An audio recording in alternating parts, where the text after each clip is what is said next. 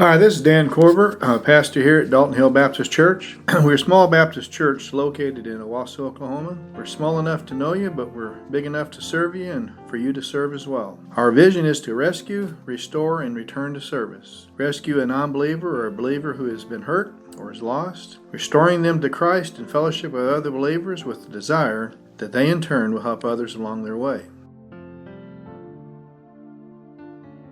We've been doing a series, and we continue, and we've been quite a ways into it. We did the 35 miracles that Jesus specifically mentioned in Scripture, but then we also were doing some of his teachings.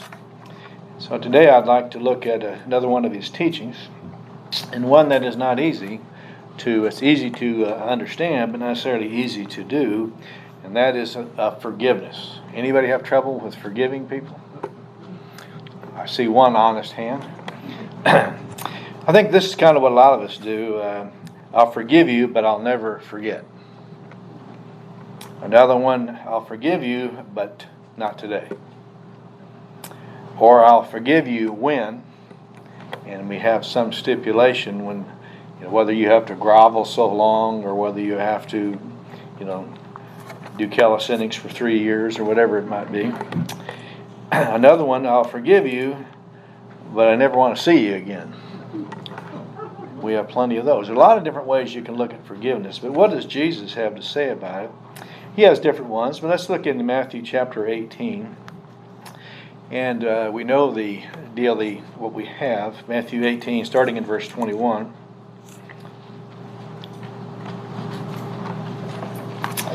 And I love Peter being the spokesman. He always talks for the rest of it. In verse 21, you have the practice of the day. Peter came and said to him, Lord, how often shall my brother sin against me, and I forgive him? Up to 7. The teaching of the day was how long? What do the rabbis and teachers say? You should forgive somebody how many times? 3. So Peter thought, well, Jesus, your teaching is always more than theirs, so I'm going to say 7, which means you're doing what if you're the person? All right, Grady, that's the 6th one. One more, buddy, and you're out. Yeah. Okay? So notice the emphasis is what it's on. So Peter thinks he's going above and beyond. Notice what Jesus says then in verse 22. Jesus said to him, I do not say to you up to 7 times, but up to 70 times 7. Now, it's not being literal so far. It'd be 490, so he's not telling you to keep track of every single one of them till you get up to 490. But what he's trying to tell you then is you shouldn't be keeping track of all the different ones. Now he's going to tell you what you should keep track of, and he's going to give us the illustration. Notice what he's going to tell us, and he's going to support it. Starting in verse 23, we know and you can see the people. The kingdom of heaven may be compared to a certain king who wishes to settle accounts with his slaves. Now the king in the passage is going to be who? Who will the king be? The king will be Jesus, and the slaves will be you and I. Notice what he says. And when he began to settle them, there was brought to him one who owed 10,000 talents. Now, what is that? 10,000 talents is equal, when you look at how much a talent is, it would take the slave 38 and a half years to pay it back if he gave the king every single penny he made. So what would you live on for 38 and a half years? So put it into today's vernacular, if you said you made $50,000 a year, 38 and a half years later, it means you owe the king how much? Just under $2 million. If you owe somebody $2 million, do you think you're going to ever be able to pay it back? No. Okay, so notice then, and since he did not, notice in 25, since he did not have the means to repay, his Lord commanded him to be sold along with his wife and children, and all that he had in repayment to be made. The slave therefore falling down prostrated himself before him, saying, How have patience with me, I'll repay you everything. Can you imagine? How is he going to do that? And the Lord of the slave felt compassion and released him and forgave him his debt. Forgave him. Notice then what this slave does, who's been forgiven. Forgiven of owing him just under $2 million. 38.5 years. Notice what he does then. The slave went out and found another of his fellow slaves, who owed him 100 denarii, and seized him and again choking him, saying, "Pay back what you owe." That would be equivalent to roughly $18,500, $700. So that'd be 4 to 5 months. He's just been forgiven what? 38.5 years. Now he has one that owes him 4 or 5 months. Is he showing the same forgiveness that he was shown? Absolutely not. Notice then, his fellow slaves began entreating him, "Have patience," in verse 39. "I'll repay you." He was unwilling, however, but sent him and threw him in prison until he should pay back what he owed. You ever wonder how you're going to pay him back when you're in prison? When his fellow slaves saw what had happened, they were deeply grieved and came and reported to their lord all that had happened. Then summoned him, his lord said to him, "You wicked slave, I forgave you all the debt because you entreated me. Should you not also have had mercy on your fellow slave, even as I have had mercy on you?" And his lord, moved with anger, handed him over to the torturers until he should repay all that he owed. Okay, so the emphasis of it is what? What has God forgiven us? Can we ever pay him back? So when somebody who owes us something needs forgiveness, we need to have our emphasis on what? On what he has forgiven us, and not the emphasis on what they have. But most of the time, where is our emphasis on? It's going to be on what they've done to us and what they went wrong. So you think about it, I think it's interesting. Do I focus more on what somebody owes me, or do I focus more on what Christ has done for me and what I owe him? I think it's interesting when you look at it. Some practical suggestions or illustrations of this will be, look over in Luke chapter 7, another time Jesus is speaking about this. If you remember, you have the woman and Simon, as in the story, in Luke chapter 7.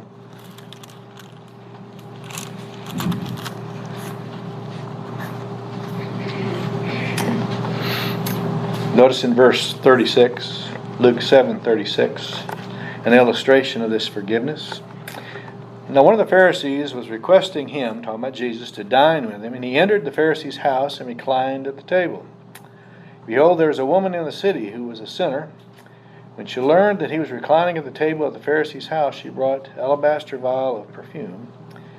Standing behind him at his feet, weeping, she began to wet his feet with her tears, and kept wiping up the hair of her head, and kissing his feet, and anointing them with perfume.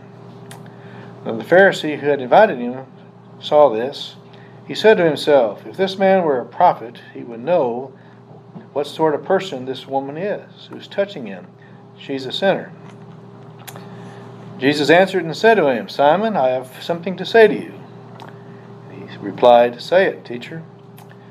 A certain moneylender had 2 debtors. One owed him 500 denarii. Denarii is 1 day's wage, so you're talking about he owes him 500 days worth of wage, so just under 2 years. The other 50. When they were unable to repay, he graciously forgave them both. Which of them, therefore, would love him more? Simon answered, "I suppose the one who forgave more." And he said to him, "You have judged correctly."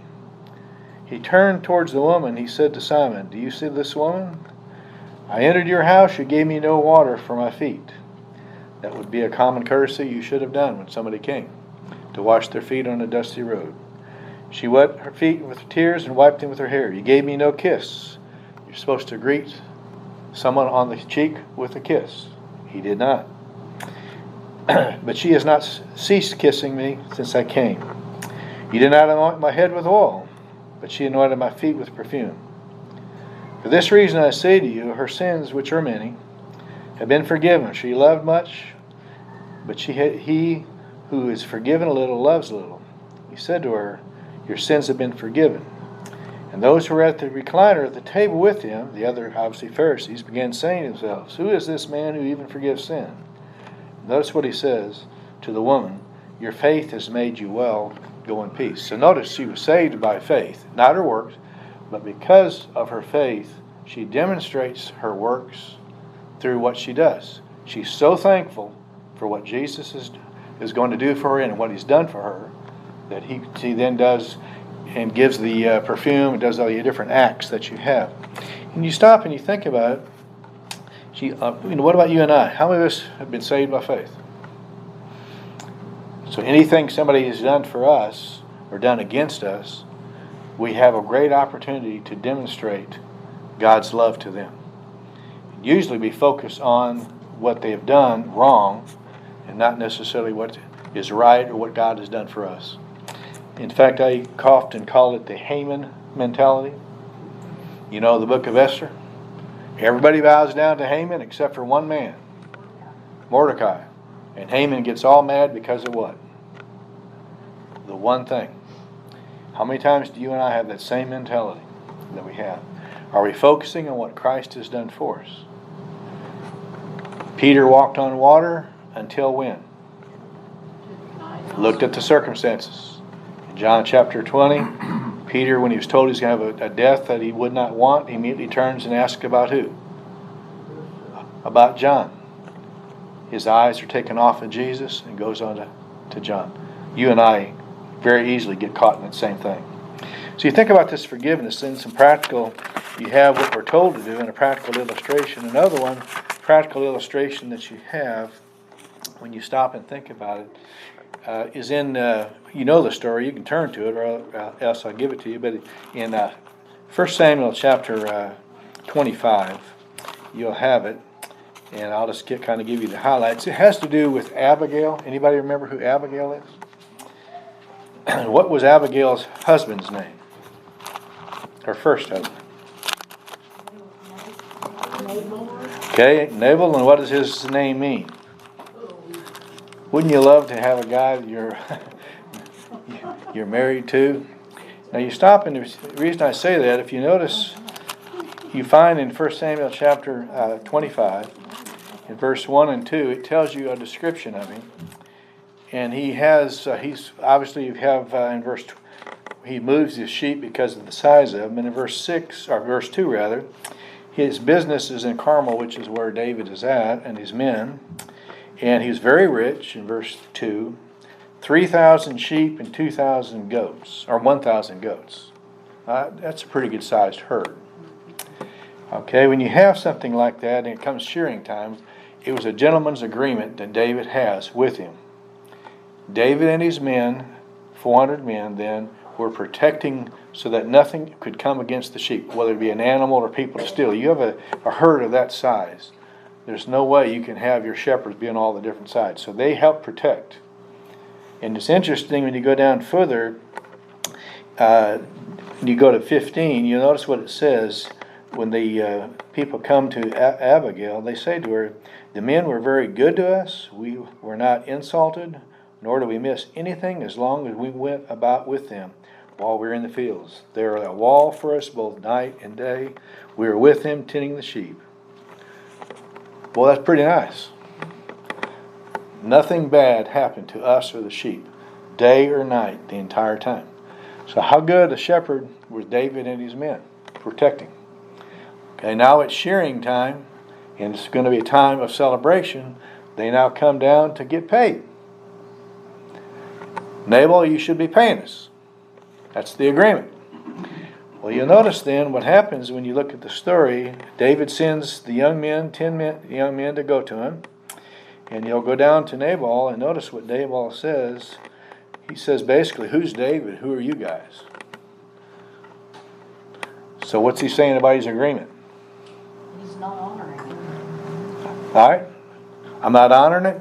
I don't know who, I'm not going to do it. It's, you've done your job, but I'm not going to pay you. So if you were David and the men, what would you do? Anybody had somebody tell you they'll do something and they don't do it? You get pretty mad, pretty upset. Believer or non-believer alike, you get upset. So notice then, if you were David, what would you do? You'll see the answer when you look down, when you see what David has to say. In verse 21 and 22, David says, "Surely in vain I've guarded all that this man has in the wilderness, so that nothing was missing of all that belonged to him." Now you think about it. How many sheep? How many? That's huge. And all he has returned me is evil for good. Notice 22, what David's plan is.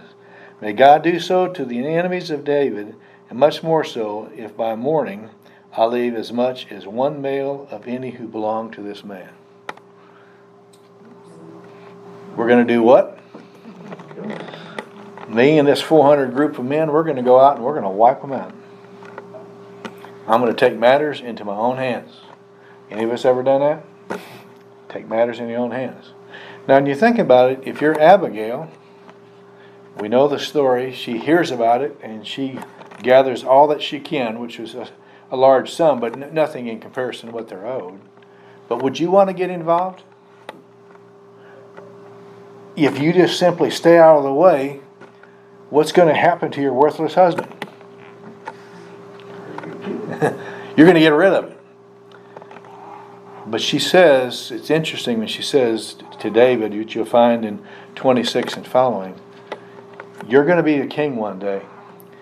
Do not shed innocent blood and have that mark on your name. Don't do that. You will be king one day. Don't take matters into your own hands. It's interesting, then David listens to the counsel and does it. He accepts the gift and he listens to what she has to say. And I think it's important too, sometimes we can know it on our own. Sometimes we need somebody else to step in to help us. How would you like, and again, she doesn't know that David, after her husband, and we know the end of the story, when he's told the truth, he has a stroke, and 10 days later he dies. Abigail doesn't know that's going to happen to him. David doesn't know that's going to happen to him. Notice David then does what? I'm going to let God be the judge and punish in his time. It's the same thing that he does with Saul. Twice he could have killed Saul, and he talked to his men and said, no, it's God's anointed, God will judge. So let's see, what can we think about it? If I was Abigail, would I intervene? I think I'll just stay out of the way. Let David take care of this worthless guy. Do I listen to counsel? How many of us, I think a lot of us, we don't want to listen to counsel because we don't want to go before Judge Judy, right? Because the trouble with Judge Judy is there's two sides, and you have to agree to settle with what? Whatever her assessment and deal is. And how many of us do not want, we may not get the way we want it and get the settlement we want. Therefore, we don't want to go before Judge Judy. In Philippians chapter 4, what happens to the two women who were serving the Lord and were sidelined because of a disagreement between their two selves, the two women? They were asked, which I can't imagine, Paul says, true comrade, I want you to intervene. How many of you want to get in the middle of two women and their dispute? I'm serious. It's interesting. He doesn't give you a time frame, but they need to settle it. And they sometimes need help from the outside. That's true for you and I too. There's times when we need help from the outside to see what's really true. So let's think about how we can apply this. Some things to ponder and think about.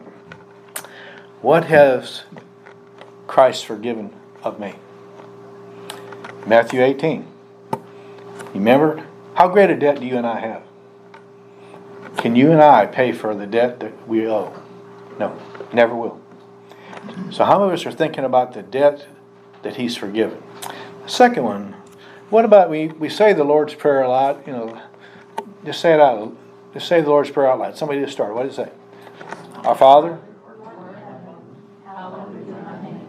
Thy kingdom come, thy will be done, on earth as it is in heaven. and Give us this day Our daily bread, and forgive us our our trespasses. as. we forgive those. How many think about it? Forgive us as we do what? Forgive others. If I don't forgive others, what am I actually saying to the Lord? Don't forgive me. How many of you really want the Lord to forgive you the way you forgive others? That's an amazing statement when you think about it. What about in 1 John chapter 1, the reason 1 John was written, John tells you in verse 3 and 4, he says, these things I've written unto you that you may have fellowship with the Father and may have fellowship with one another. And we are therefore to walk in the light as he is what? In the light. So if there is sin in my life, I have an ought against my brother, I am not walking in the light. Does it have an effect on the fellowship with each other? Most churches start in America. Is it doctrine that starts most of them, or is it a conflict within the church? Because they would not forgive. Move on. Give you another one. Who has control of you? In 1 Peter chapter 4 and verse 8 it says, love covers what? A multitude of sins. You have it in Galatians 5:22. The fruit of the Spirit. The fruit of the Spirit is love, joy, peace, patience, so on. So if love will cover a multitude of sins, and that comes by way of the Holy Spirit. Why is it that we so often, when we have family members, we're so much quicker to forgive? We'd love for you to come and visit with us. Our and children, our with us. grandchildren. We're located whatever, at because what? 8263 We North love Owasso Expressway, which is on the east Why do we side have of trouble Highway forgiving 169 North, our fellow between believers? 76th and 86th Street North. We have coffee and Because fellowship we don't from love them 8:30 the way to we 9 should. Sundays, followed by Sunday school for all So we ages have to just from stop and 9 look to at it. 9:45. Ask the And our Lord to Sunday help morning us. worship service is from Let me give 10 you to another 11. one. We likewise have a Wednesday night Will I service for allow all God ages to from judge? 7 to 8. Why do we not want God to judge? I wanted my time and the way I want it. There we go. We want Him to judge my time and my way. Now, God, forgive me. Be careful. Now may the be Lord real of nice peace to me. himself give you peace Don't at all judge me like you times, can. and in every way But I the want you to Lord go be with zap you him, right? all the time. Let's look at it. That's one of the reasons why, if you think about it, when David, when he numbered the people in 2 Chronicles, or 1 Chronicles, you remember, he had the choice to be given over to the enemy for a certain many days, or to be given to, and he said, God's more merciful than they're going to be. I choose to go to God. And so it's good to remember. I think another one that's important to remember is in 1 Timothy chapter 1, Paul is writing, and he's in prison, and just got out, and he writes in verse 15, I am chief among what? I think one of the things to keep in mind, do I really remember from my past? So often, the longer you walk with the Lord, you forget so many your past. Paul never forgot his past. And it really helps us to forgive people when we recognize our past as a sinner just like they are. And none of us are perfect, none of us will be. That's why in Philippians 3 Paul says, I haven't reached it yet, I press on. If we're going to wait till we're perfect, we'll never serve, we'll never do anything. Let me give you another. What about in Hebrews 12 and verse 2? Let your eyes be focused on who? On Jesus. When we're having trouble forgiving, our eyes are usually focused on what? The person and or what they did. You see that a lot when you drive on the highway. Almost every time I go to work, almost every week, at least once a week, I see some road rage. We'll see people flying in and out, fingers going out the window, they're waving all these nice fine gestures to each other, and cutting in and out, doing all kinds of crazy stuff. You think about it. And you wonder why. Why? But I think what happens, and I'll give you some steps to kind of think about. Whenever you think about relationships are accounting. There really is. You can understand accounting in a lot. You have, the more deposits you put in, the more you have in it, and therefore when you make a withdrawal, you still have something. Why is it when you're on the highway, you get upset so quickly with somebody? Because what?